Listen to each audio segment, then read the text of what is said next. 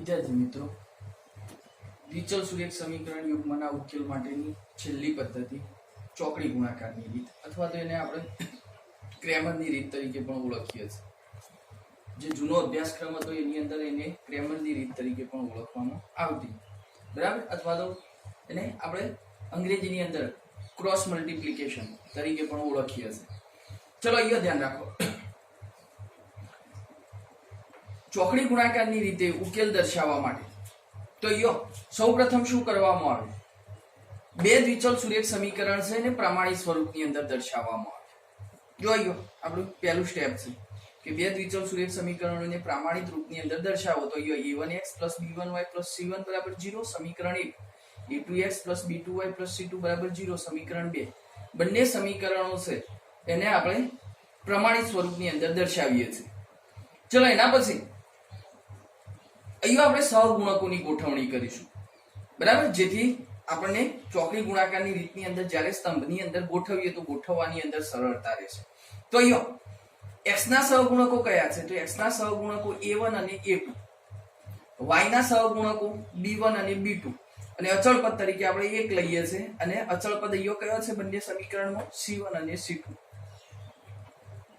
ચલો હવે આપણે સહગુણકોને સ્તંભની અંદર ગોઠવવાના છે. હવે જો સહગુણકોને સ્તંભની અંદર ગોઠવવા હોય તો જ્યારે x માટે તમે સહગુણકોની ગોઠવણી કરો તો x માટે x ના સહગુણકો લેવાના નથી. તો કોના સહગુણકો આવશે? y ના અને અચળ પદના, એટલે b1 b2 અને c1 c2. એ જ રીતે y માટે લેતા હોય તો y ના સહગુણકો દર્શાવવાના નથી. તો કોના સહગુણકો આવશે? અચળ પદના c1 c2 અને x ના સહગુણકો a1 a2. ચલો, અને એ જ રીતે અચળ પદ માટે આપણે દર્શાવતા હોય તો એકના છેદમાં શું આવશે? a1 a2 b1 b2. એટલે જોઈ ધ્યાન રાખો, x માટે x ના સહગુણકો લેવાના નથી. y અને અચળ પદ 1 ના સહગુણકો આવશે.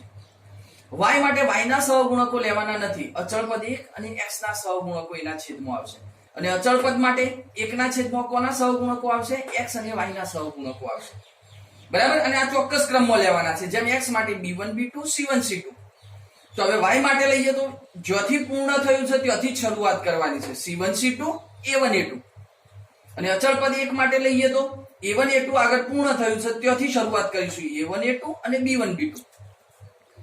તો એક ચોક્કસ ક્રમમાં લેવાના છે, જેના માટે આપણે સહગુણકો સ્તંભની અંદર ગોઠવતા હોય તો જે ચલ આપ્યો છે ચલના સહગુણકો એની અંદર લખવાના નથી. એ સિવાયના બાકીના બંનેના સહગુણકો લખવાના છે કે x માટે y અને અચળ પદના, y માટે અચળ પદ અને x ના, અને અચળ પદ માટે x અને y ના સહગુણકો ક્રમમાં આપણે દર્શાવીએ. તો અહીંયા આપણને શું મળશે? x ના છેદમાં b1 b2 c1 c2, y ના છેદમાં c1 c2 a1 a2, અને અચળ પદ 1 ના છેદમાં a1 a2 અને b1 b2.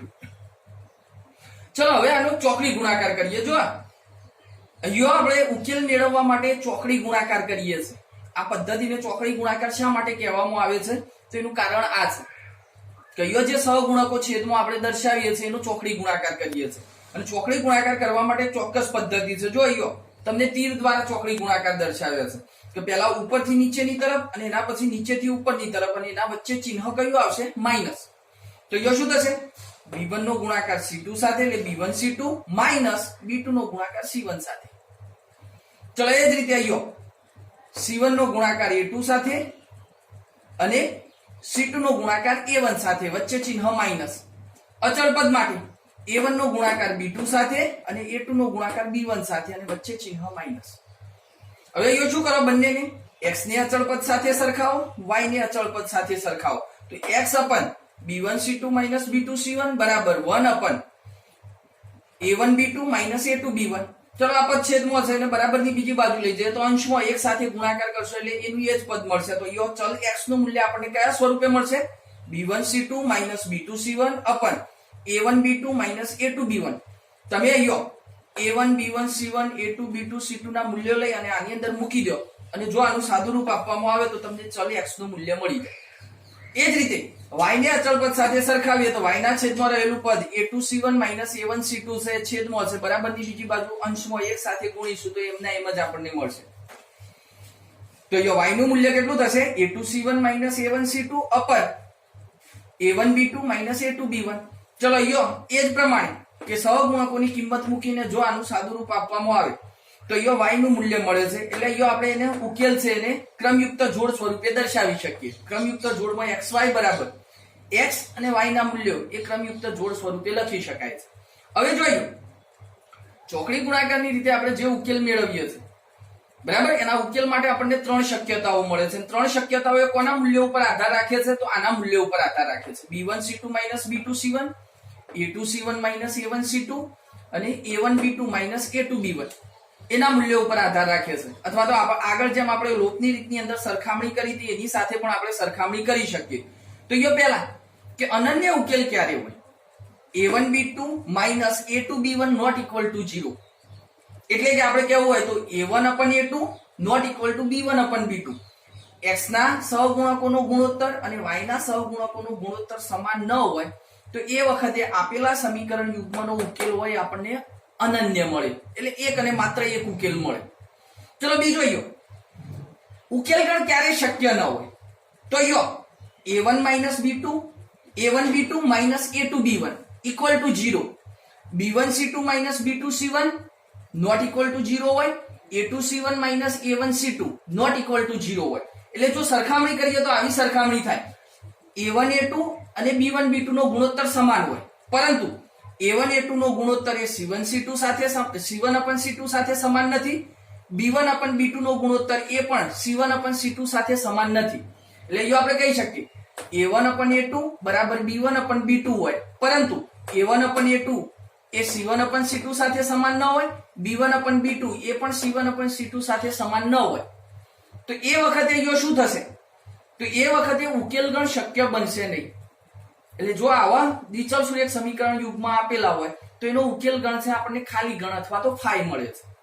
અને ત્રીજી બાબત, જો 3 નું મૂલ્ય સમાન હોય, 3 નું મૂલ્ય સમાન હોય, 3 નું મૂલ્ય સમાન રીતે 0 હોય, એટલે કે a1b2 a2b1 બરાબર 0 હોય, b1c2 b2c1 બરાબર 0 હોય, a2c1 a1c2 બરાબર 0 હોય, તો એનો મતલબ એવો થાય કે a1/a2 બરાબર b1/b2 બરાબર c1/c2 આ 3 સમાન હોય તો એનો ઉકેલ ગણ છે એ ઉકેલ ગણ આપણને અનંત ગણ મળે છે અને અનંત ઉકેલો હોય છે.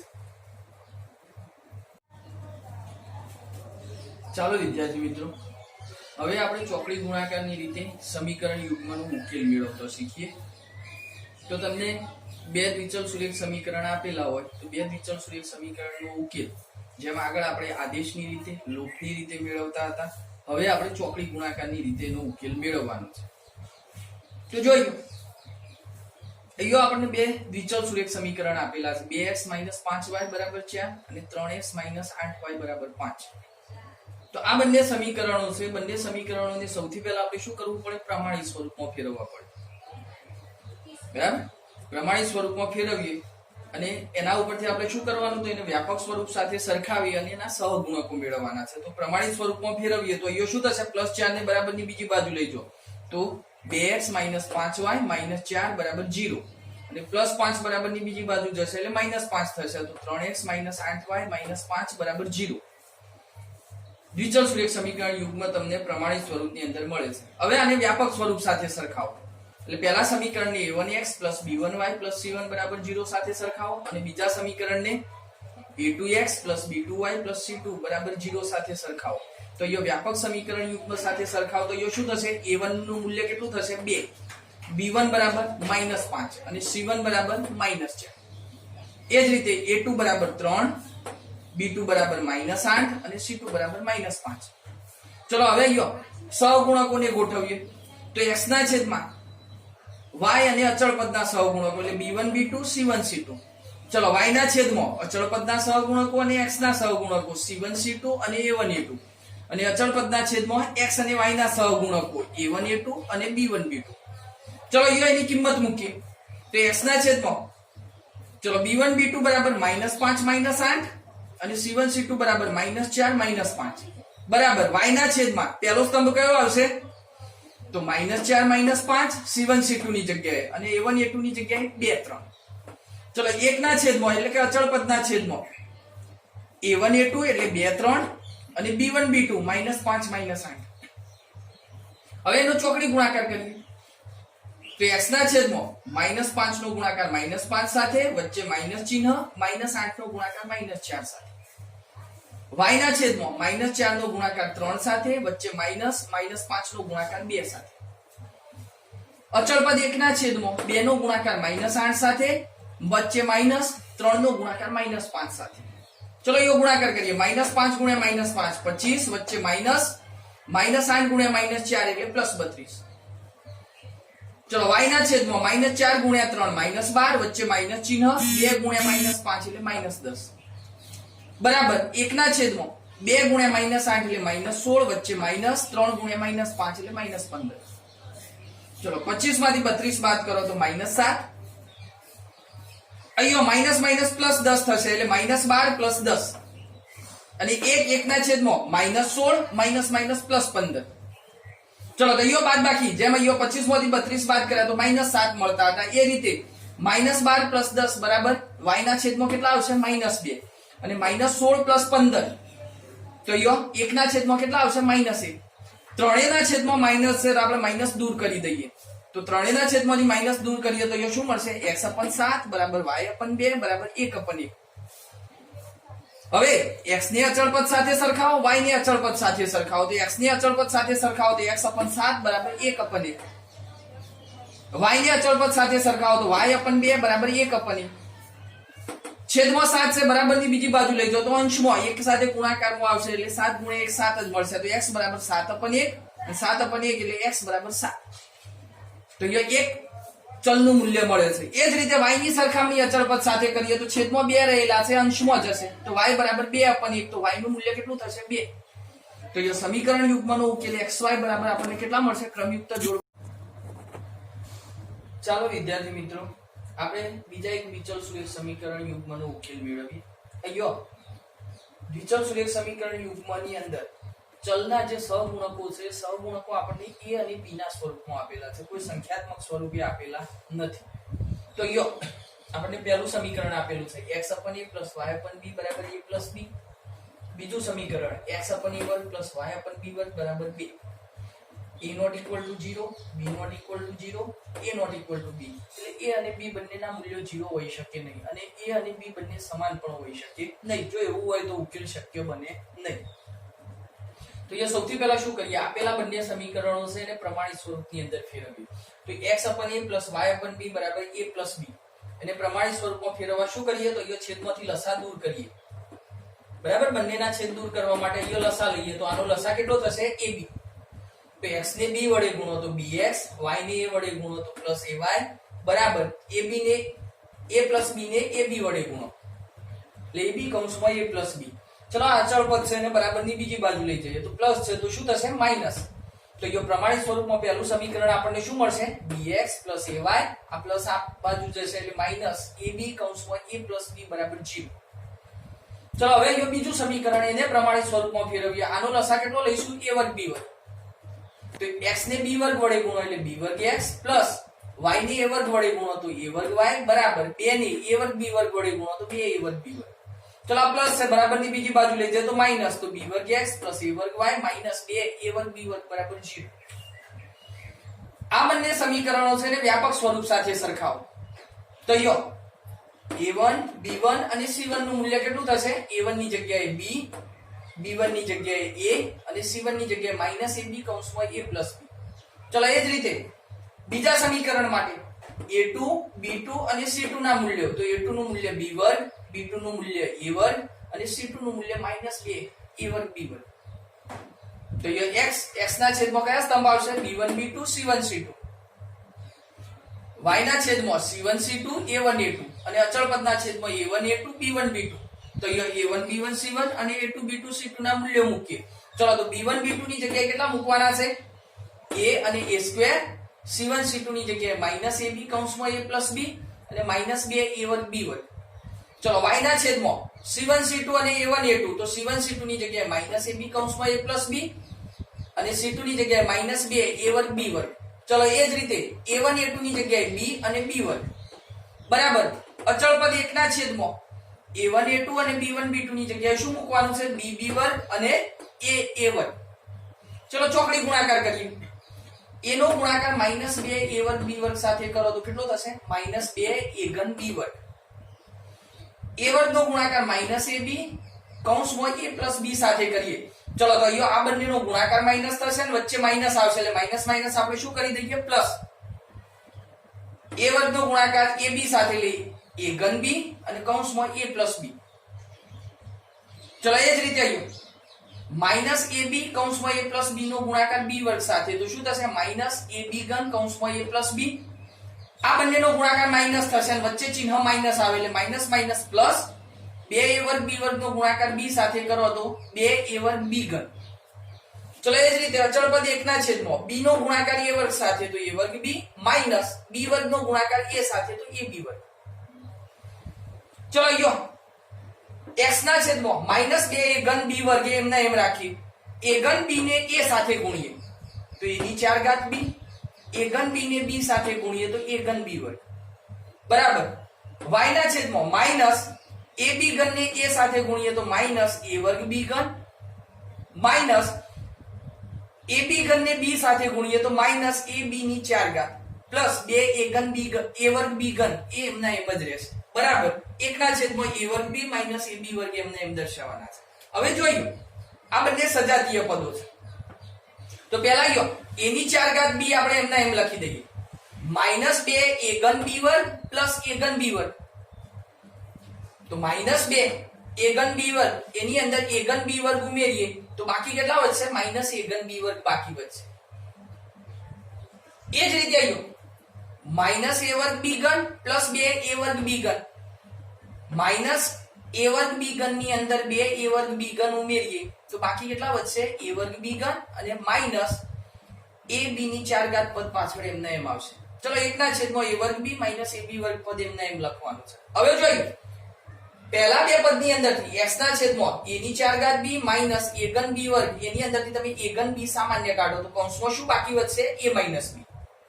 ચલો એ જ રીતે y ના છેદમાં a વર્ગ b ઘન માઈનસ ab ની 4 ઘાત એની અંદરથી a b ઘન સામાન્ય કાઢો તો કૌંસમાં શું બાકી વધશે a માઈનસ b. અને એ જ રીતે a વર્ગ b માઈનસ ab વર્ગ એની અંદરથી ab સામાન્ય કાઢો તો કૌંસમાં શું વધશે બાકી a માઈનસ b. ચલો 3 ના છેદમાં a minus b a minus b a minus b common પદ છે તો આપણે એને દૂર કરી દઈએ તો x ના છેદમાં કેટલા બાકી વધે a ઘન b, y ના છેદમાં ab ઘન અને 1 ના છેદમાં ab. ચલો હવે ઉકેલ મેળવવા માટે x ને અચળ પદ સાથે સરખાવો એટલે x અપન a ઘન b ને 1 અપન ab સાથે સરખાવો. a ઘન b છેદમાં હશે એટલે બરાબરની બીજી બાજુ અંશમાં લઈ જઈએ તો a ઘન b અપન ab b દૂર થઈ જશે a ઘન ને a વડે ભાગો એટલે એક ઘાત ઓછી થશે એટલે x બરાબર આપણને કેટલા મળશે a વર્ગ. આધાર સરખા હોય તો ઘાતાંકો વચ્ચે બાદબાકી થાય એટલે a ઘન હોય એને a વડે ભાગીએ તો આપણને કેટલા મળે a વર્ગ મળશે.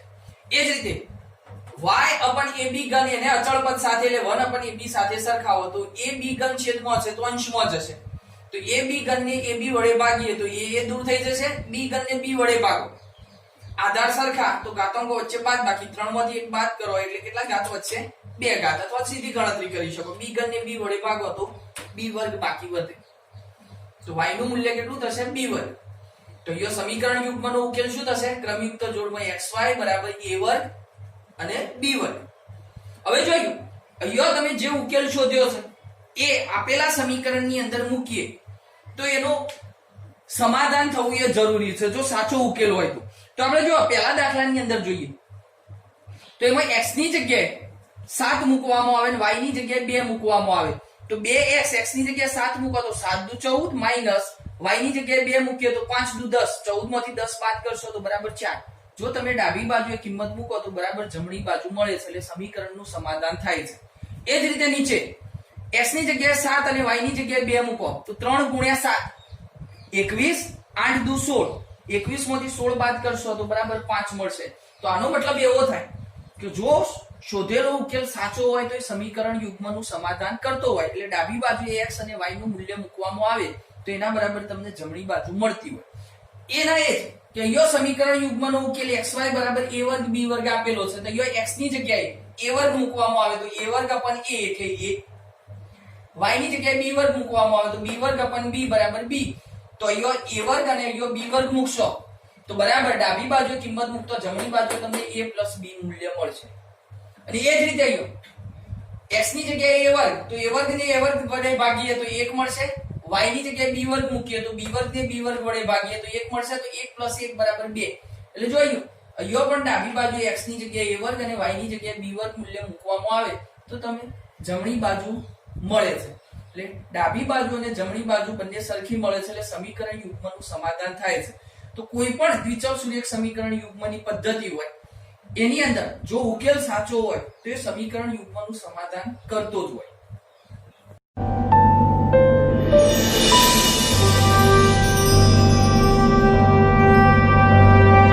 मुट्ठी में कुछ सपने लेकर भर कर जेबों में आशाएं, दिल में है अरमान यही कुछ कर जाएं, कुछ कर जाएं. सूरज सा तेज नहीं मुझ में, दीपक सा जलता देखोगे. सूरज सा तेज नहीं मुझ में, दीपक सा जलता देखोगे. अपनी हद रोशन करने से तुम मुझको कब तक रोकोगे, तुम मुझको कब तक रोकोगे.